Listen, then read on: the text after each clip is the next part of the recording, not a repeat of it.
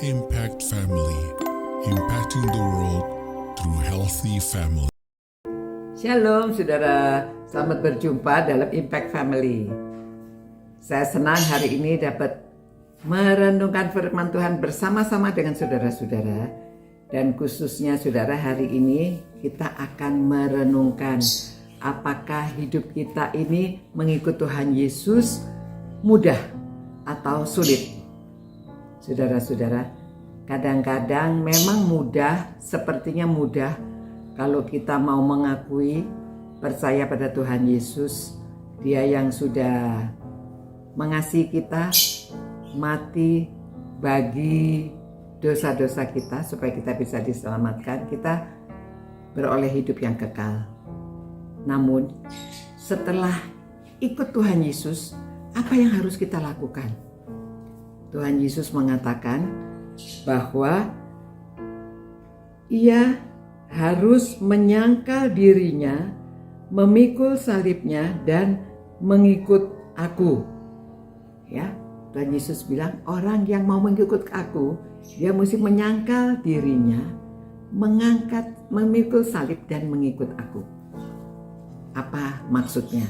Nah, saya bacakan juga Paulus mengatakan dalam 2 Korintus pasal 6 ayat 3, dalam hal apapun kami tidak memberi sebab orang tersandung supaya pelayanan kami jangan sampai dicela.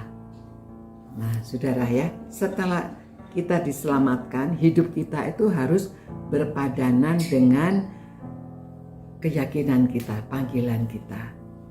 Kalau kita sudah mengikut Tuhan, harus mengikuti cara-cara pesan-pesan Tuhan.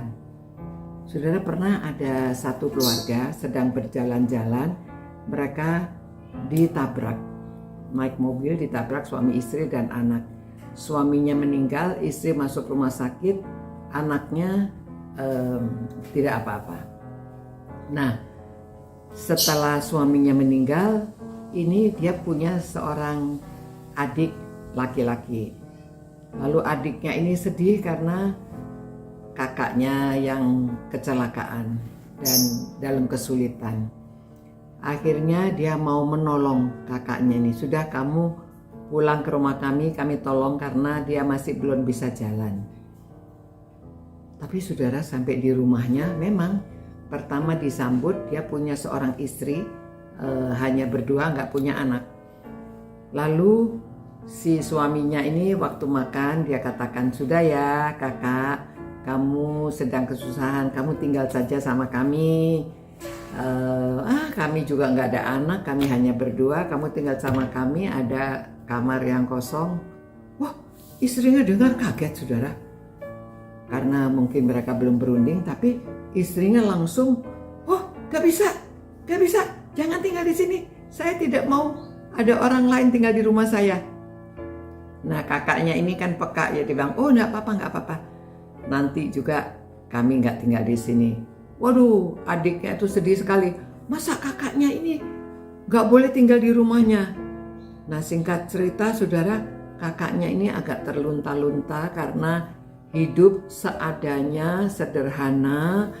Kalau hujan ya kebocoran, kalau cari rumah-rumah di pinggir, di luar kota begitu ya.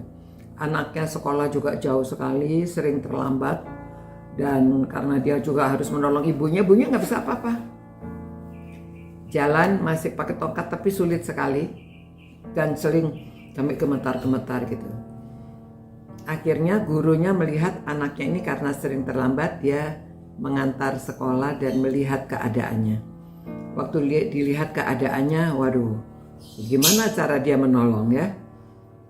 Lalu sering akhirnya dia terpikir, saya mau lapor kepada stasiun TV. Akhirnya si guru ini lapor kepada TV dan orang dari TV datang mewawancarai mereka. Waduh saudara, waktu itu disiarkan saudara. Lalu banyak orang datang menengok mereka dan memberi bantuan.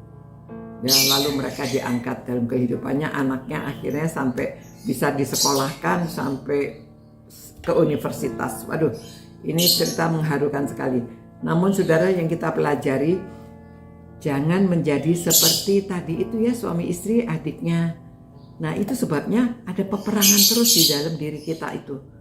Peperangan seperti Ukraina dan Rusia itu antara negara.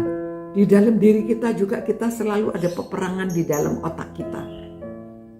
Ya, mau menolong orang atau tidak, mau berbuat baik atau tidak. Kalau kita memutuskan untuk berbuat baik, kita bisa suci dan tak bercacat, kata Filipi, ya, Paulus di dalam Filipi pasal 1. Nah, jadi kita itu mesti punya pengetahuan dan pengertian supaya kita dapat suci dan tak bercacat menjelang hari Kristus. Ya. Nah, kita mesti menyangkal diri, memikul salib, dan juga jangan menjadi batu sandungan supaya nama Tuhan dimuliakan. Ya. Mari saudara kita berdoa, minta Tuhan menguatkan supaya kita memiliki kasih dan bisa kalau ada orang yang perlu ditolong, kita tolong, ya, dicarikan jalan keluar. Tuhan, terima kasih firman-Mu luar biasa, mengingatkan kami supaya kami melakukan pesan-pesan Tuhan. Jangan kami hanya terima kasih karunia daripada Engkau, tetapi kami juga harus menjalankan hidup sesuai dengan pesan-pesan-Mu. Dalam nama Tuhan Yesus kami berdoa. Amin. Saudara-saudara, jalankan pesan-pesan Tuhan.